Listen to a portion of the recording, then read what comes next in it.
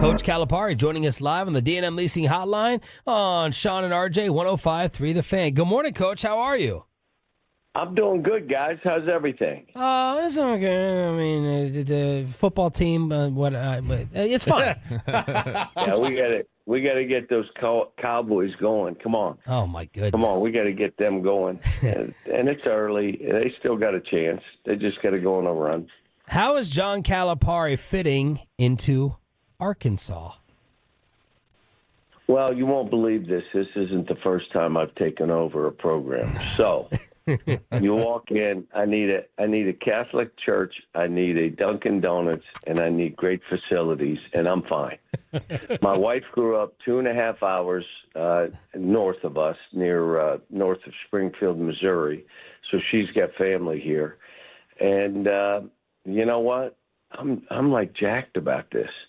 It's another place to, make a mark, to get involved in the state where, there are a lot of things that are needed. Where I always say, if you sit in the seat I'm in and all you do is watch tape, you kind of cheat the position.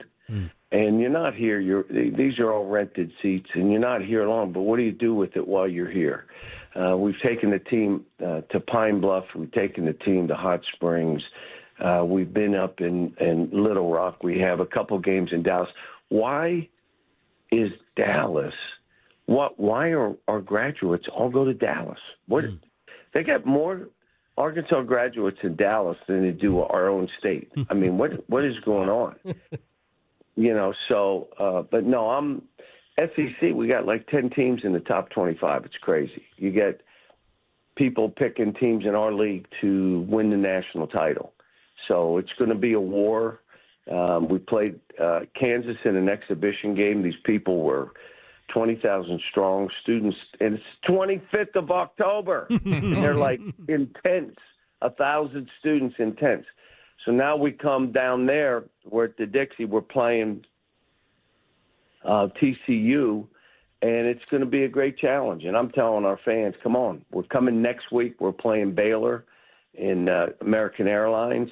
But this is Jamie's done a great job at TCU, and they play hard. They're well coached, and we're young. We've had 2 days of practice where I'm a little disappointed because almost like, okay, you beat Kansas. They have their big guy. We have ours out too, but they have their main guy, and there's a little bit of arrogance. And then they see my fangs come out, the hair on the back of my neck grows. I mean, so the last couple of days I've been a little disappointed because of that. But good group of guys.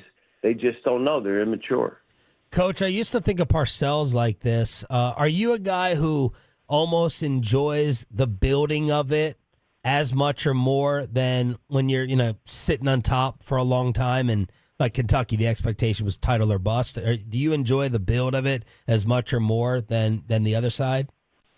Well, everywhere I've been, I've had to take over programs that hit a bump in the road.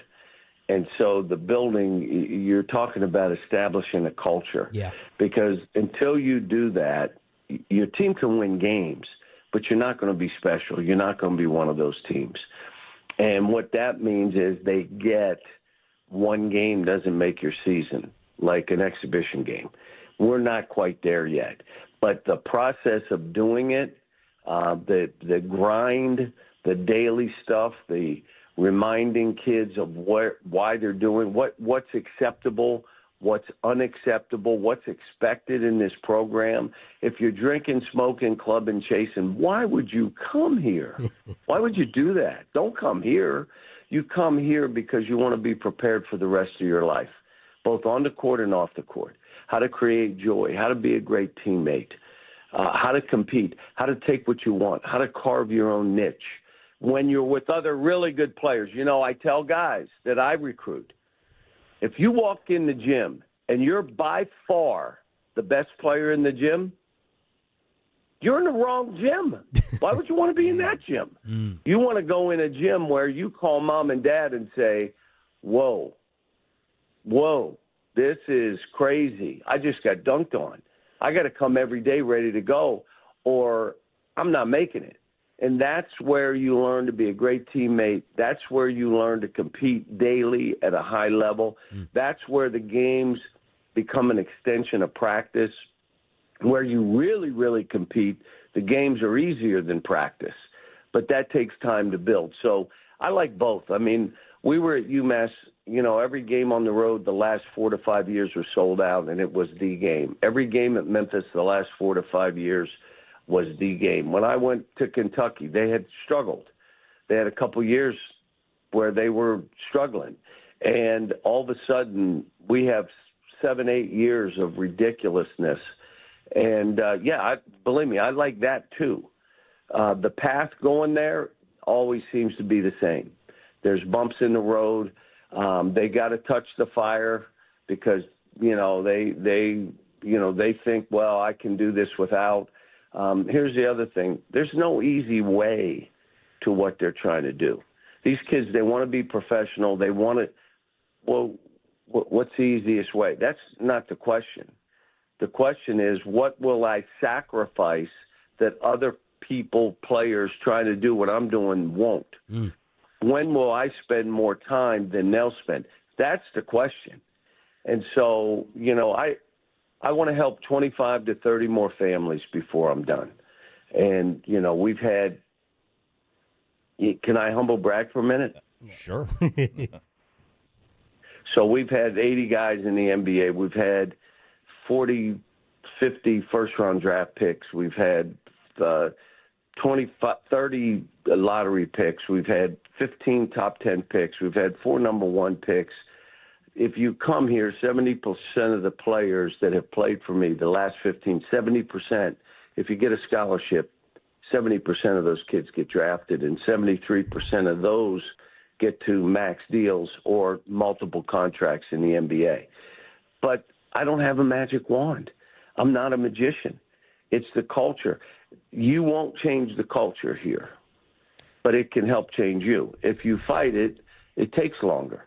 I've had kids leave too early where they needed to just keep fighting. And P.J. Washington right there, stay 2 years, and you look at him now. Now, how about this one? He's a star on a team of stars. Did you hear what I just said? He's in the best shape. He is a star on a team of stars.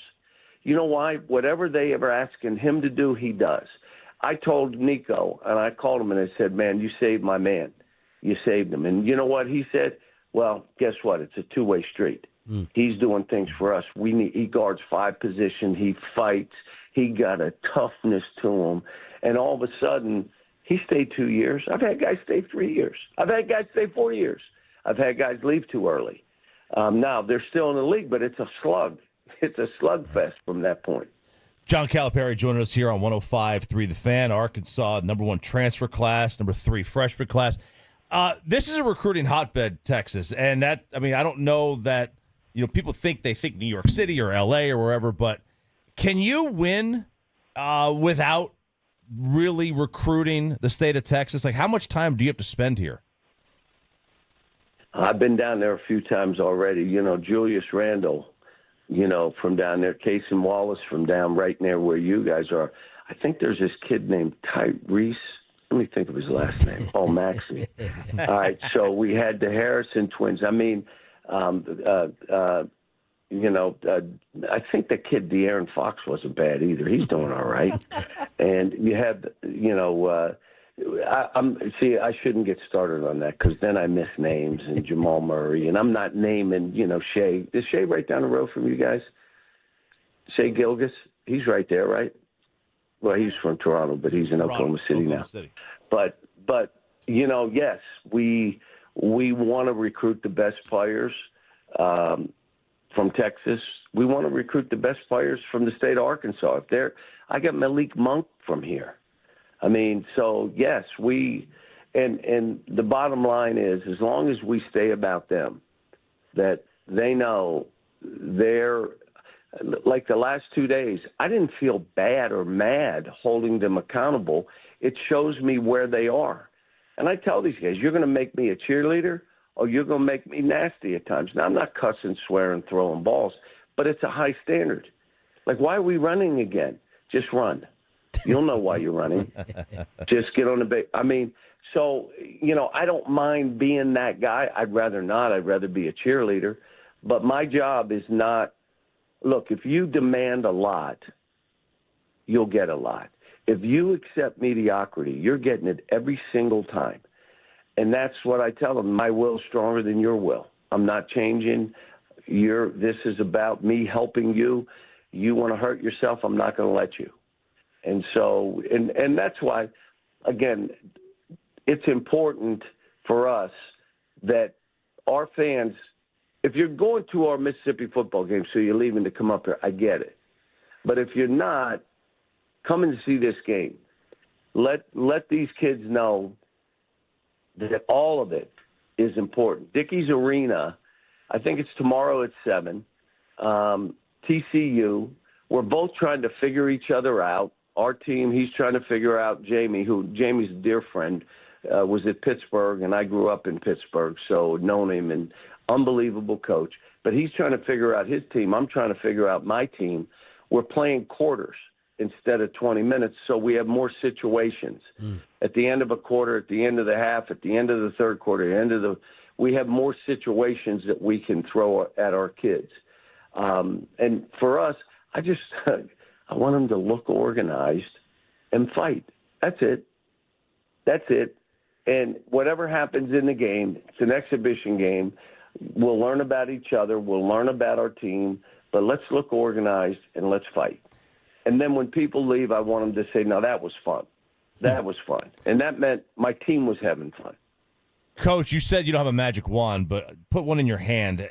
What would the first tweak to NIL be if you think there needs to be a tweak?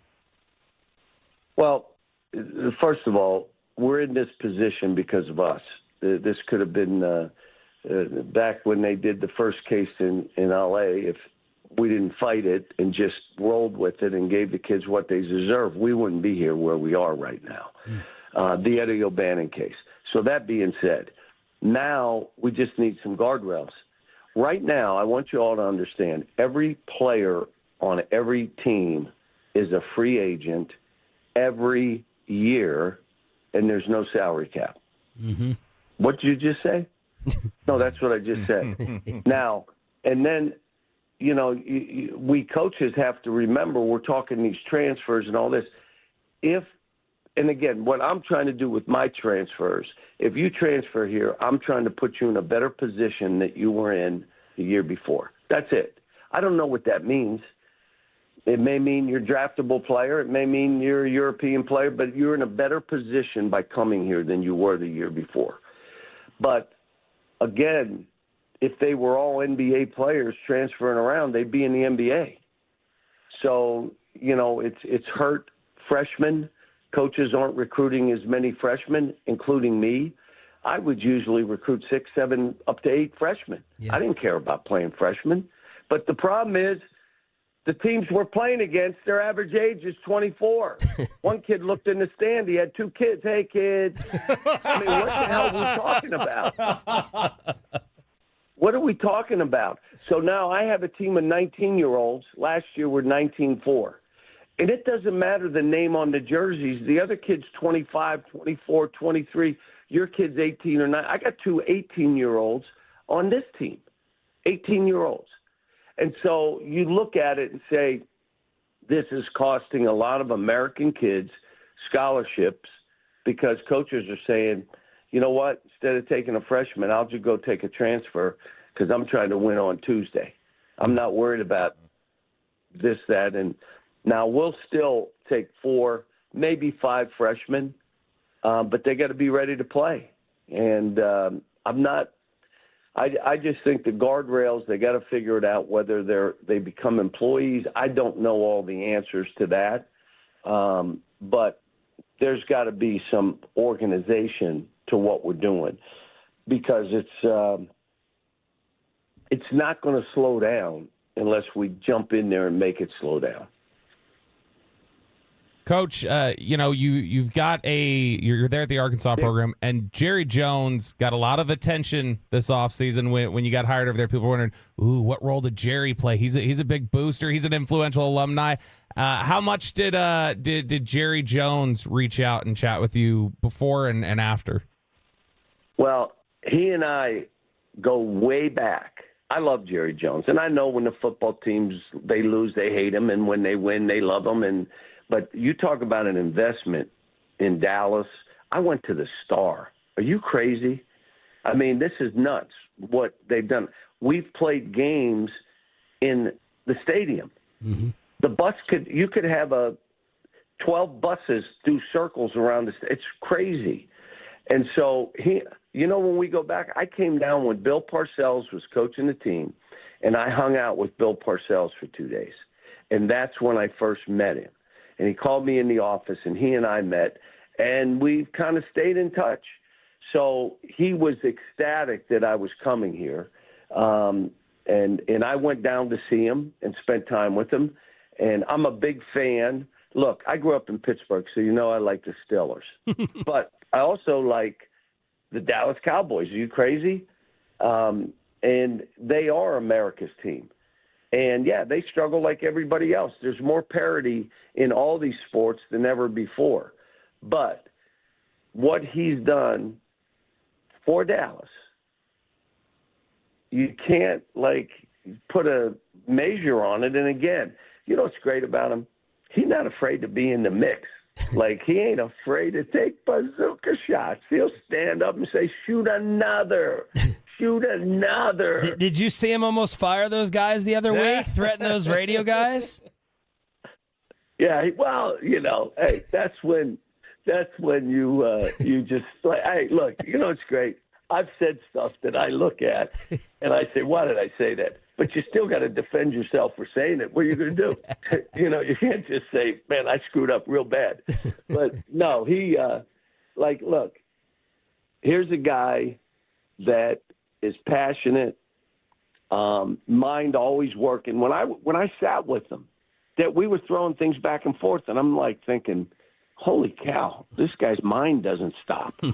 And but no, he and I've talked to him this season. I talked to him after they had won a game. I hate to call after a loss because but I called him after they won a game, and he and I talked. And but he grew up here. He played football here. He loves the University of Arkansas. Yeah. Now, he really loves the Dallas Cowboys, but he loves Arkansas too. So by me coming here and he and I having a prior relationship, yeah, he was ecstatic. John, you're the absolute best, man. Thank you so much. All time. Dickies Arena, 7 p.m. Let's go. Let's get our fans there. Thanks, guys. Appreciate you.